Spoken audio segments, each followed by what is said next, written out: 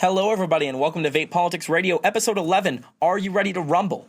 This week, we are at Vape Mania, discussing advocacy, discussing the event, and discussing kind of vaping as a whole with a few great people. Those great people include CJ Johnson of the Together Win or Lose movement, Stefan Didak of NotBlowingSmoke.org, the Ohm Troopers North Carolina chapter, and the one and only Mooch One of the TVA Show. All of this and more coming up on Vape Politics Radio.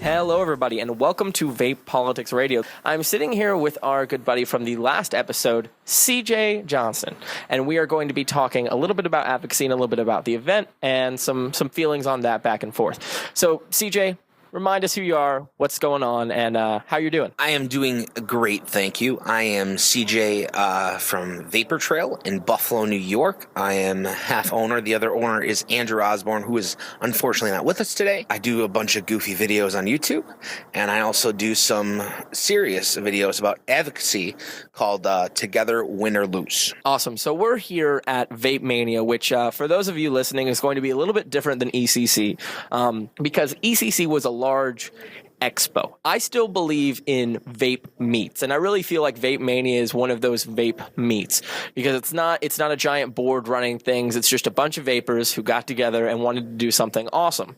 What are your thoughts on the event thus far? I know you're working a lot with Freeze and Mooch to kind of help push the event forward. What are your thoughts so far? Every event that I've been to of theirs, which is this, and I've been to Vapor Slam, have been phenomenal. They're great guys. They get it. They want to help. They've been doing great things for advocacy. I'm just kind of helping them the best I can to make sure that they can do all the things they can do. Like I said, they're great guys, and this convention itself is amazing.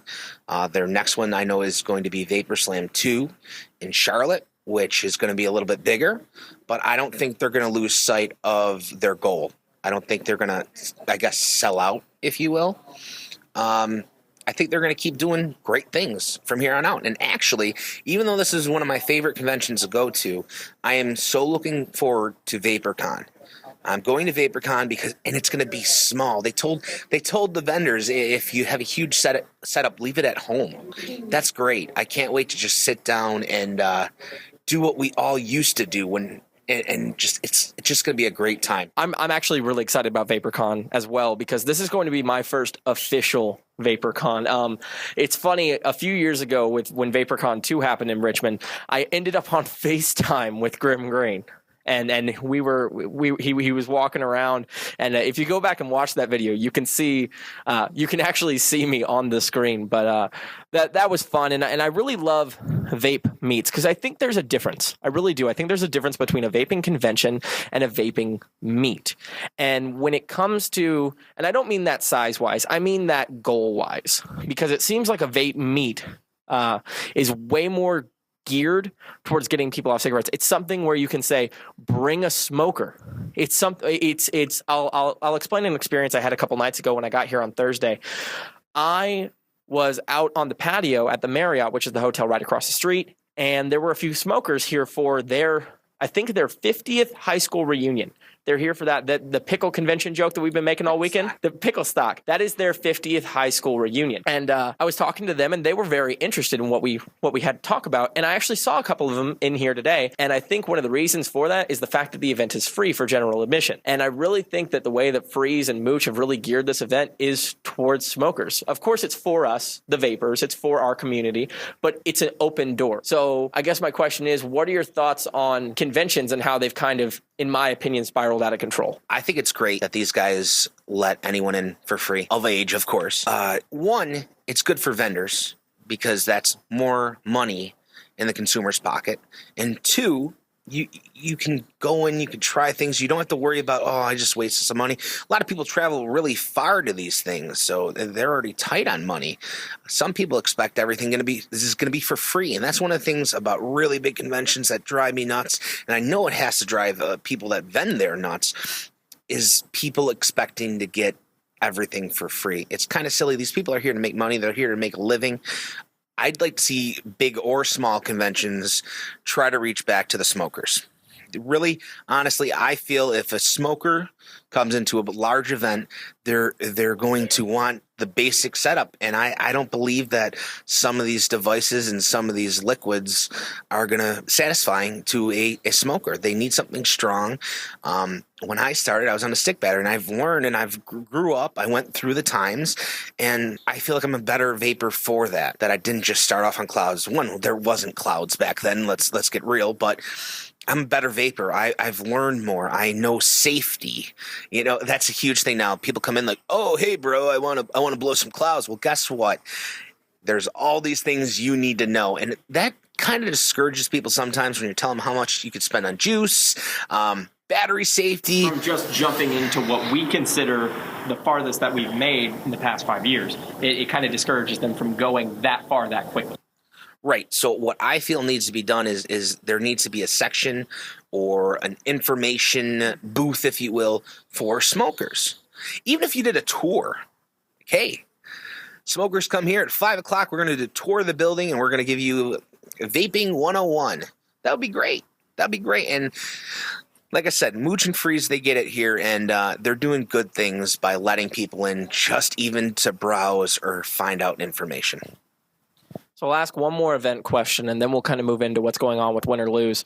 The question is, you and I are sitting in a room right now where Grim Green just gave a lecture, if you will, about growing your YouTube. And then yesterday we had Joe Barnett of the Vaping Militia talking about activism, and we're going to have Not Blowing Smoke, and we're going to have SFATA North Carolina, and we're going to have Joe Petner. We're going to have Joe Petner, which is just going to be a wonderful time. But this is something new that I haven't really seen before, which is a classroom type structure for specific things about vaping that I think we all need to know. And all of those proceeds are going towards advocacy. I know that you've been in the past too, and I've been sitting here with you. What are your thoughts on the kind of lectures that we've been receiving thus far? I think it's amazing. I wish more people would attend these things. This is the first time I've seen it too, so I think it's going very well considering we haven't seen many of these.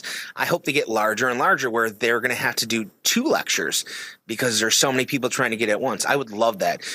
The more people informed, the better, and that's what we need to keep vaping every day. Awesome. So let's talk about Win or Lose for a moment. I know last time I talked to you guys, you had pushed out the first 5 videos. I know you're working on a lot more content, and you and I had talked about something that's coming up soon that was actually recorded, in February? With the Winston man. Dave Gorlitz. Speak to that a little bit. Tell us what's coming up with Win or Lose. Well, we have the video coming out with Dave Gorlitz, who's a very knowledgeable man. He knows his stuff, maybe too well. If you sat down with him, you'd have to edit it a lot because the man can talk. He talks very well. He's very smart. But when we talked to him, he was talking to us about all this crazy tinfoil hat stuff, and we're like, wow, this guy's batshit crazy. And we investigated, we looked into it, and he was right. There's so many conspiracy theories and stuff like that, but we have a corrupt government. Let's get real. And they're out to get us. They're out to get us. So we all have to be smart. We all have to be on the same page. And it's going to be cheap plug here. Ready? Together, Win or Lose. One more question for you, and then I'll let you go because I know you have an event to run around. But I know that you keep up with advocacy, with Together Win or Lose. What are your thoughts on what's going on in California? Because I know it was rough when we were in California, but it is only escalating. We've gone from one bill that was defeated, SB 140, which was Leno's first bill, to now 2 identical SB 140 clones in the special session, to 10 additional tobacco bills that would be absolutely detrimental if they push through the tobacco definition. What are your thoughts on that? What can we be doing for our Californian friends? Oh boy, that's a big one. That's a big one. I think it's very unfortunate because once one state does something like this, it's going to funnel down. Other states are going to start doing it, and especially me being in New York State, they're pretty strict as well. So if a big state like California does that, hey, we got to do this too. You know, they're gonna fall suit. The biggest thing you can do to help get rid of some of these things is you find a gentleman named Stefan. NotBlowingSmoke.org. Amazing work from this gentleman and his team. Amazing work. and they break it down for you. They let you know what to do, and they're the answer for California. They really are. And they're going to be the answer to a lot of other things, and hopefully other places, other people follow suit to them. Awesome. Well, CJ, I appreciate you. Anything you want to talk about with Together Win or Lose before we close out? Watch it. Not everyone is going to like what we have to say. We're a little more aggressive, but just watch it. Awesome. And that website is? youtube.com/Together Win or Lose. Awesome. Thank you, CJ. Thank you.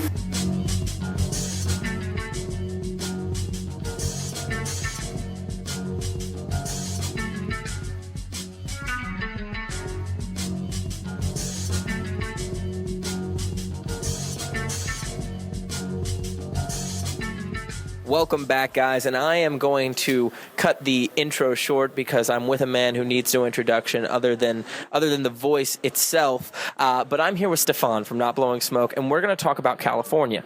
Now, last you guys heard in episode 10, we were talking about the prelims, kind of what was going on right before this big bad special session. Now you will be hearing what has happened since then. It's been 2 weeks, and we're going to kind of get a review of what's going on. Stefan, tell us what has happened since the last time we spoke. Right, so what has happened last time? As I mentioned last time, I believe the special session was going to start right after we did the interview, which was at ECC. And indeed, a few days later, the special session started. They started pushing the Leno bill and the tobacco bills. Leno had his day in the Senate and started making jokes about not blowing smoke, calling us out by name as an advocacy group, basically claiming that some of the statements we were making were incorrect, and ended his speech saying, "Because I am not blowing smoke." I think that might actually say something about the level of influence that we've gained in a very short time, because if you're on the radar of a senator, apparently you're doing a decent job. If you're on the radar of Mark Leno. Exactly. If you're on the radar of Mark Leno, apparently you're doing a good job. So that was sort of amusing. What was less amusing was the fact that the bill, of course, as expected, passed, and we had a very decent turnout. We had a lot of people from SoCal. We had a lot of people from Palm Desert even driving 10 hours to get there. So we made a pretty good statement. The Senate saw a bunch of vapors, a bunch of voters.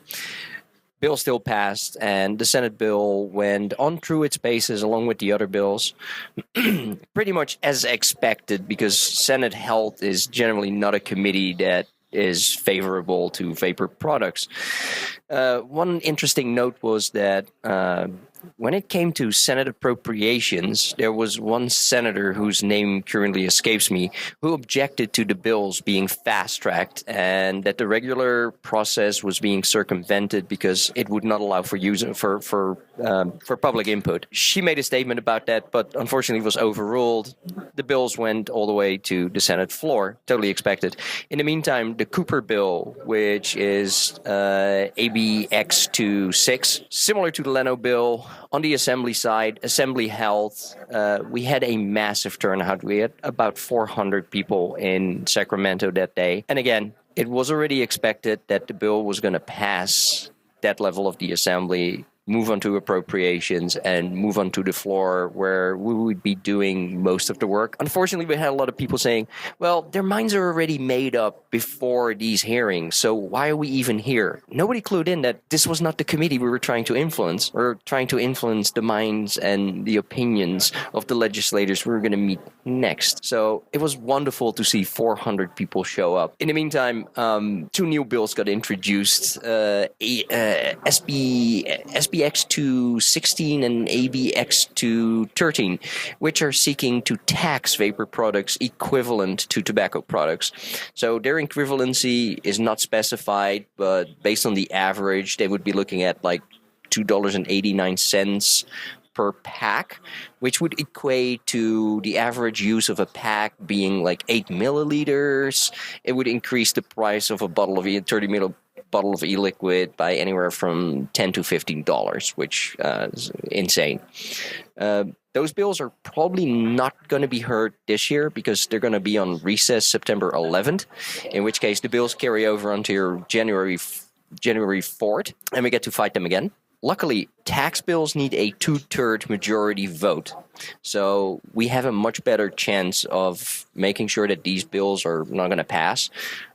If they don't pass, they're going to have it on the ballot next year anyway. So we're going to be facing it several times for at least the next 16 months.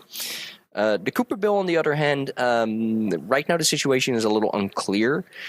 We're still working on it. There's been leadership change within the assembly, so a lot of... For those of us who are listening who are not Californian statesmen or people who live in the state of California, the assembly is California's version of the House of Representatives, because most states have a Senate and a House of Representatives, and those are the two that they have to bounce through. California is one of two states that uses the assembly terminology, correct? Correct. All right. Just wanted to clarify that because I had a lot of comments on the last video about, well, assembly's all of them together, right? No. The assembly is just California's name for the House of Representatives. Correct. So we're still working on that bill. We're still working with the people we've got there. Unfortunately, because there's been leadership change in the assembly over the gas tax bill, completely unrelated to anything that has anything to do with vaping, it's causing a bit of chaos on their end. So our situation is sort of unclear. However, at this point, while we're recording this, they only have like 6 days left until it's the 11th. So I personally think that the chances are pretty good that this is going to carry over until January 4th, in which case that buys us some time to get our act together, re-strategize, figure out what the new leadership's positions are, and we'll be fighting this right out of the gate early next year. Awesome. I have a question for you, just legislative processes wise. Will they have to reintroduce the bills to committee, or will they just be raring to go? No, they'll just pick up where they left off, which is unfortunate in one way because you want to do it again. On the other hand, it would be nice to get another shout out from Senator Leno, for example. I mean, that was just really great advertising. He's not blowing smoke. Exactly. Yes. I had to put out a little message that, contrary to information that people might have heard that day, Senator Leno is not a member of our team. I can understand that he would love to be a member of our team, but I think we can only make that happen if he drops the tobacco products definition. Well, Senator Leno, if you happen to be listening to Vape Politics Radio, you are more than welcome to donate money at notblowingsmoke.org for the purposes of fighting against you. Now, real quick, let me end on a high note. We're at this event together. You and I have had a wonderful time. Tell us a little bit about the event, what your feelings are, because I'd hate to end this segment with such a brilliant advocate on, well, California's screwed, but we're going to be screwed for like 4 extra months. All right. So how's the event going, Stefan? You know what? I had heard a bunch of things from the previous versions of the events and heard a few things that would make me scratch my head. But I can honestly say Mooch and Freeze have been very, very, very accommodating. They've gone out of their way to help Not Blowing Smoke to be here, give me a platform, talk to people. A lot of Not Blowing Smoke materials being handed to everybody who's coming through the doors. The fact that it's a free event. Consumers get in for free. I'm noticing that the vendors who are here are all very, very friendly with each other. The people I'm meeting are different from the people I normally meet in California because everybody knows me there. Everybody here knows Not Blowing Smoke, but they don't know me. So it's really interesting to get the questions from people and help them find a way where advocacy fits in with their business, fits in with what they're doing. And it's been a very, very welcoming and very pleasant crowd over here. Awesome. So I'll put you on the spot and ask you a loaded question.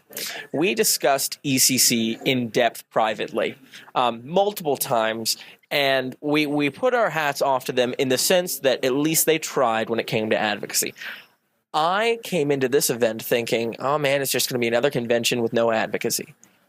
What are they doing from your perspective? What are they doing for Not Blowing Smoke on Sunday that maybe we can plug a little and give them a shout out for? Right. So Sunday I'm doing a workshop, which is basically about how to change the public narrative, how to change the hearts and minds of people out there, which includes both vapors that we can't normally reach, current smokers, and the general public, because those are the people we need to reach. This will be the first time that Not Blowing Smoke is going to actually explain what we're planning, what our long-term goals are, how we plan on doing it, how we're structuring things, and how we went from that 38-hour little experimental website to what it has now become. And it's really great to do this workshop thing with a bunch of people who are really, really interested. They're making the time to actually be here, listen to things, read the material, and hopefully after the workshop also get involved and get the retailers involved. Thank you so much, Stefan. Any closing statements? Of course, we're going to plug notblowingsmoke.org, notblowingsmoke.org, notblowingsmoke.org. But other than that, anything you want to shout out, give us some information on? Visit notblowingsmoke.org. How about that one? Fantastic. Thank you so much, Stefan. I always appreciate having you on.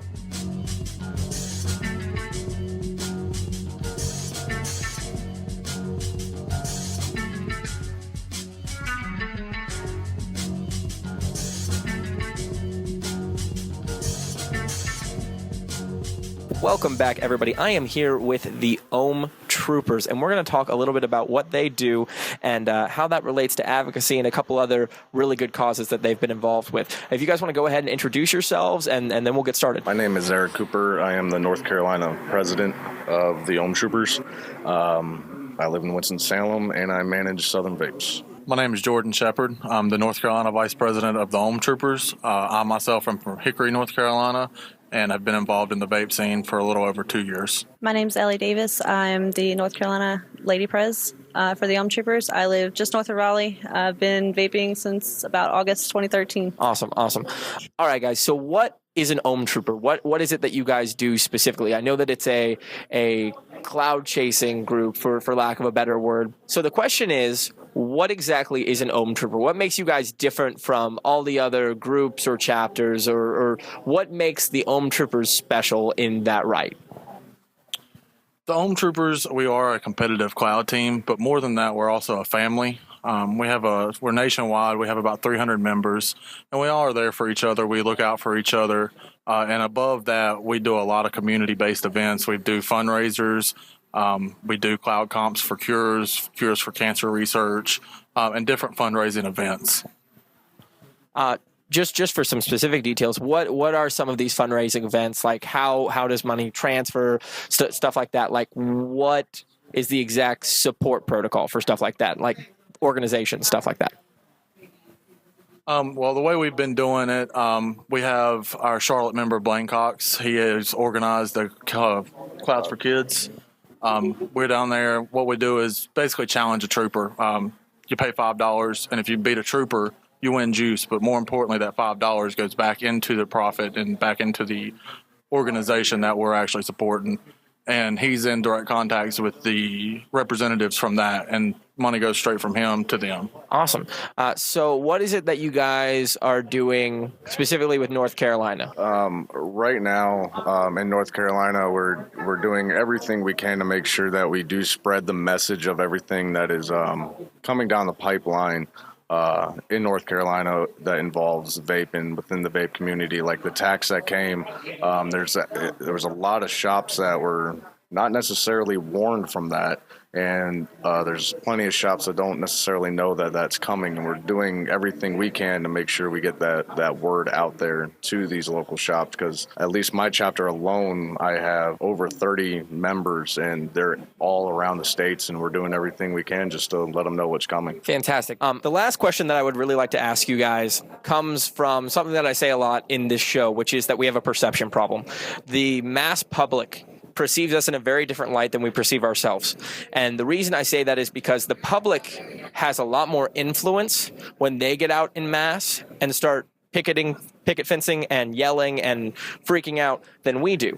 So the perception issue when it comes to cloud chasing, and it's something that I asked in ECC, which was, do you think that the move towards sport-type vaping, cloud comps, all that, is projecting a bad image on our industry? I think if you look at it in a certain light, it could, but at the same time, if you look at it from a different light, these same 20-something-year-olds that are in vape shops competing in cloud comps, they're not out in the streets doing other activities. It's a positive thing to be in a vape shop. And if you're actually in a cloud comp, we're all family in there. It's a very relaxed atmosphere. There's no fighting, no tension. It's just a positive thing to be doing. For lack of better terms, it's just something for us to do that we enjoy as a hobby to keep us away from other things. There are some people in the industry that's had bad history, and vaping has helped them move along because they have something more positive to put their energy into. But more to the perception issue. We as a community have a black eye. And a lot of people think that black eye has been attributed by the cloud comps and the sport type vaping. How do we switch the narrative so that we can become whole again without this division? My experience has been when I smoked since I was 12. And by trade, I'm a welder by trade. I love working with my hands, and I started vaping, and I started with your Ego kit and everything else, and I had no idea the variety of different vapes that I had. And as soon as I found out that I could build my own that's where I shined at. And when I was on the Ego pens, I was going back and forth, but once I put my mind to like building up my own RDA or whatever it is I was building up, I was motivated to stick with that and not smoke. Now, me building in turn made it to where I want to blow a bigger cloud than the next guy. I'm competitive by nature. That is why I do what I do. And at every cloud comp, there's always somebody new that's never seen it before, and we try to talk to them and explain to them what it is. And if people could just understand that, yes, it's competitive, but it's also keeping my mind on vaping and remembering how bad smoking is. And at the same time, I think a lot of the bad perception for cloud comps is because a lot of it is behind closed doors. We're not out there yet. I think as the sport grows and more people are aware to actually what it is, that perception will kind of change at the same time. Awesome. So last question, kind of moving off book. What do you guys think about this event? We're here in North Carolina. This is home turf for you guys. What do you think about Vape Mania? I love Vape Mania. It is my absolute favorite convention. I remember when the first Vape Mania, we all met at the Briar Patch, and I think there was 6 shops, local shops that were there. There was no more than 200 people, and to see it, how big it is on the sheer scale of where we're at right now, I love it. And me personally, I know of 5 of my friends are here today that they're smokers, and they came to Mania knowing about it to where it's somewhere where they can get something to hopefully quit smoking. And I love Vape Mania. It's my favorite convention out of all of them. I was just at ECC, and ECC was massive, and it was huge, and it was a lot of fun. But this is a lot more personal, and I love it. Yeah, this is my 3rd TVA event that I've been to. These guys always put on a good show. It's always great, and it's like he said, it's a little more personal. So seeing some of the same faces you've seen last time, you get to it's nice. You just sit and relax and have fun. Yeah, exactly. I really appreciate every year when Vape Mania rolls around because just like everybody else touched on, you actually experience the community aspect of this what we do here. It's not just about vendors and buying juice and trying juice. It's getting together with your fellow vapors, seeing the people you've talked to online, getting to hang out, and just spend some quality time with everybody. Awesome. Well, thank you guys very much. Where can we find you guys for Facebook information or Twitter information or Instagram? You can follow our chapter on Instagram at the Ohm Troopers NC. You can also follow our national page, which is at the Ohm Troopers. That's OHM Troopers. And on Facebook, it's a secret group, so you got to be invited. We don't let just anybody join. We need to know that they're here for the community, they're here for themselves, and yeah. Awesome. Well, thank you guys so much. I appreciate you guys coming on.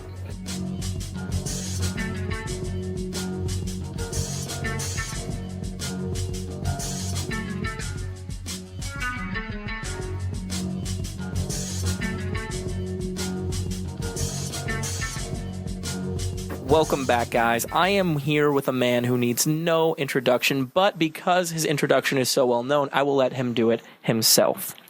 I always like it when I'm being interviewed on programs, and I'm past the responsibilities of hosting this show of said program, I think that that's a way to establish yourself as different. You know, it's like a weed growing amongst the flowers. You are categorically unique and special. We can all tell that you're there, and we want to pick at you as much as possible. My name, ladies and gentlemen, is Mooch One, and I am the reigning advocate for the freeze. I advocate for him. I have a freeze review channel, which I'd like you to subscribe to. I do not, however, recommend that you taste him. Well, Mooch, welcome to Vape Politics Radio. I want to ask one simple question. What makes Vape Mania and Vapor Slam different than your average run-of-the-mill convention or expo? Because from my perspective, coming into this event for the very first time, this is a vaping convention with the soul of a vape meet. And when I say that, I mean free general admission. We're seeing people quit smoking here in this building. We're seeing people bring their smoking friends to this event to help them quit tobacco. When you were coming up with the idea for Vape Mania and Vapor Slam, was that on your mind during the inception? I think that the biggest difference between what we're looking to create versus a lot of other conventions, I think it's on the minds of the convention owners, the convention organizers, to brand themselves as the biggest convention, a convention where the most elite brands will be there. As opposed to that, we wanted to create a convention where your smallest of the small business owner could afford to be at the convention. They could sit amongst the bigger, more well-known entities in the vaping industry, and it puts them on an equal playing field. So in that, they get to direct their customers and their traffic to the convention. Those are the guys that still have the local following, and that local following is talking to the smokers about what devices they have and what they can do to change their lives. Because of that, that and our completely boosted marketing efforts. With our marketing efforts, we recognize that we are in the heart of RJR. North Carolina is tobacco country. It doesn't matter where you're at or how you splice it. So you're talking to probably the demographic with the most smokers in it. When we have billboards that talk about Vape Mania and our vaping convention, we specifically target them in places where smokers will see them.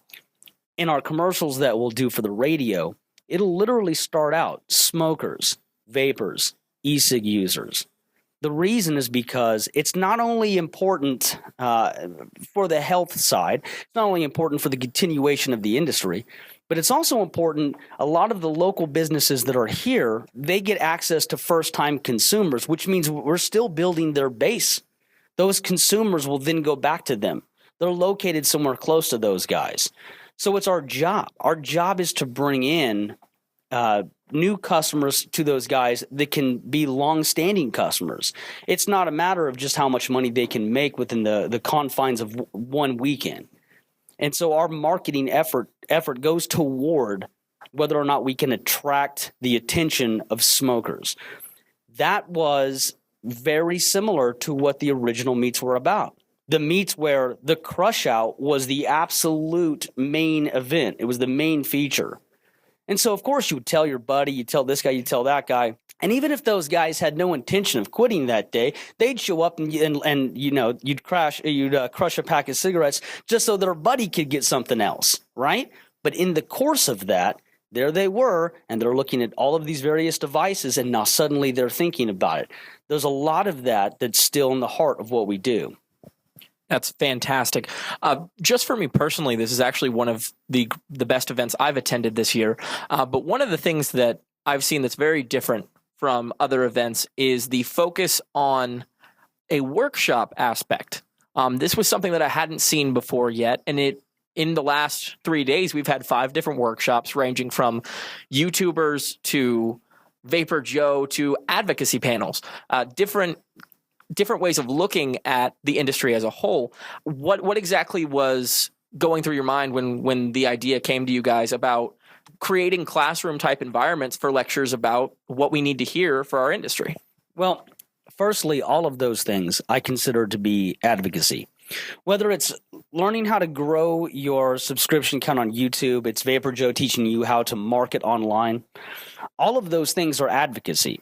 And I'll tell you why. If you can, in a single weekend, you can learn from Joe Barnett from the Vaping Militia, which acts as a directory from where you're located versus what's happening in your town, your city, your state. They will locate who you need to speak to and what organization best suits your needs, whether or not you're a consumer or a vendor. Or you listen to Not Blowing Smoke, or you're listening to NC SFATA. We all recognize that as advocacy, but most of the time it's lost on us that a business that's learning how to navigate the online waters, that then builds themselves into a recognized brand, that then builds a secondary location, that then employs more people. The fight economically has as much to do with activism as everything else does, because it's always going to be an economic discussion. The more we push, the more jobs that can be lost if people toy too much with the regulations, the more leverage we have. And the more leverage that we have in electing people who can say, this is how many jobs I prevented from being lost.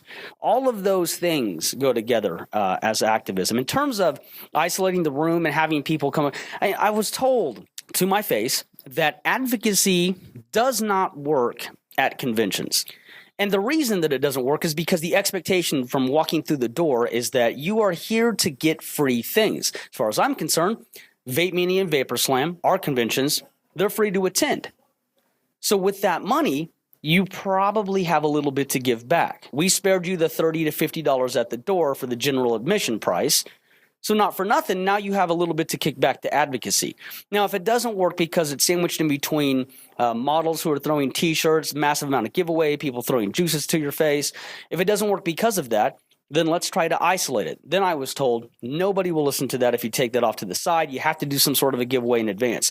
I didn't believe that. So we just plugged it traditionally. We just plugged it in a way that made sense. We created events. We talked about it on various shows. We said this is when you can come and see it. And I think that every single person that did a workshop made no less than, well, I know that there was no less than 60 people in attendance for each one, which is not an astronomical number, but that's 60 isolated cases of people that retained that information that can now go and share that with as many people as they want. So I think that it's a success. Fantastic. Now, there are some things happening in North Carolina where the event is having to change when it comes to location. Do you want to speak to that a little bit? Well, yeah, they're renovating our building. We have had our nationally recognized conventions being held at the Benton Convention Center. It's been convenient. There are hotels that are literally built into the convention center, or rather vice versa.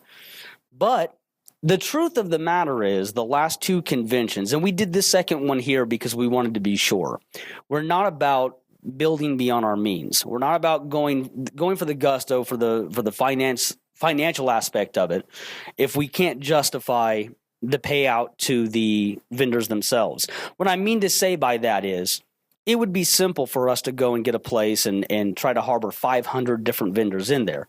Will they have the amount of people in that room to justify what they paid to be there? If they can't, then we have no business doing that. And that's why you're seeing a lot of failure in other conventions. It's too much too soon. So we've built slowly on purpose.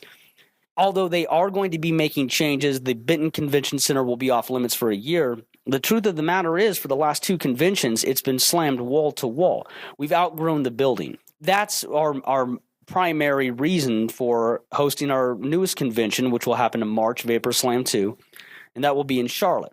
It's a massive area. It's a massive area for vaping per capita. I mean, it's got its whole host of vaping stores. So with that said, that's where we're going. For the foreseeable future, we'll probably have the next two conventions there. And once they've renovated this building, we'll look at it again and see whether or not it's going to suit our needs. But at that point, we'll probably be pretty slammed out. Great. One more question for you, and then I'll let you get back to your day. When it comes to the convention, there's always the aspect of, did we do enough? And from my opinion, over the last couple conventions that I've gone to, the answer has been no. This is the first convention I've been to in the past 3 or 4 months where the advocacy public view, the way that we saw things was apparent. It was in bold lettering. It was everywhere. Do you think that's something that was successful at this event and will continue to see throughout the next Vapor Slam and Vape Mania?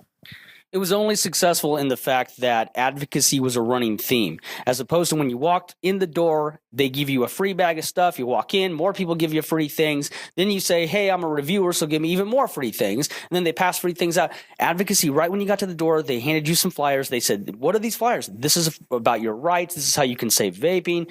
It's right when you get there. In terms of that, yes. But in terms of doing more, I would like to convert that on the spot into voices and people who I know are voting. So with that said, my next move will be, looking into the voter registration laws and seeing what I can do to turn these newly found desirable advocates into voters, to turn them into folks who are writing letters there on the spot and having access to knowing where those letters should be going, how often they should be following up, having the phone numbers and the information right then and there. That'll be my next move. I want them to walk in the door and understand right when they get there that they have now been tasked with an obligation. I let you in for free. So for that, you now are burdened with an obligation to help us save this.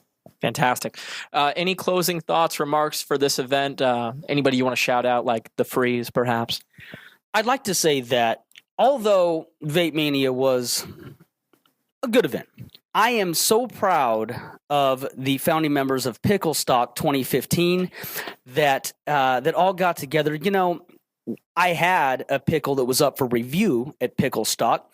It went okay. It did take third in best juice, so that's nice. And so to all the picklers out there, hey, Pickle Stock, word up. Thank you so much, Mooch. I appreciate it.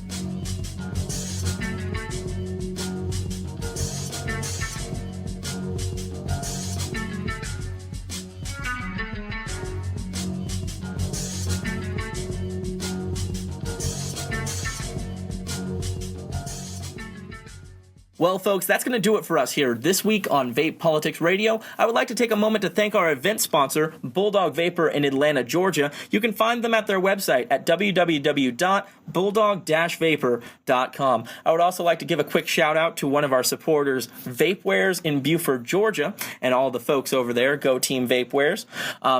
Also, just on a personal note, a lot of you may not know, but I have a silent partner with Vape Politics. Otherwise, the audio would sound like trash, and I would ramble on like an idiot, kind of like I'm doing right now. That man's name is George Hain, or more appropriately known to some of the older vapors as Loki.